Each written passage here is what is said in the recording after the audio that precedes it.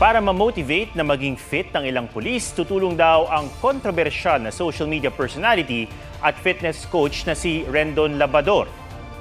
Tawagin niyo akong pambansang coach ng kapulisan. Ang gagawin natin ngayon ay 93 days motivated functional workout, fitness challenge. Ginagawa ko po ito ng libre. Oo, libre. Nagpresenta po ako.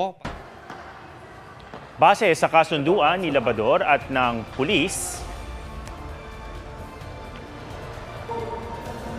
Police Community Affairs and Development Group, tutulong siya sa fitness program ng nasabing police unit.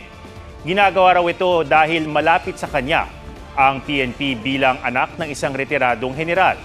Ang pagbabawas ng timbang ng mga pulis ay alinsunod sa direktiba ni PNP Chief Nicolas Torre III. Sa kabila naman ng mga kinasangkutang kontrobersiya ni Labador, naniniwala ang PNP na hindi makaapekto sa kanila ang naging imahe ng naturang social media personality. Huwag magpahuli sa mga balitang dapat niyong malaman. Mag-subscribe na sa GMA Integrated News sa YouTube.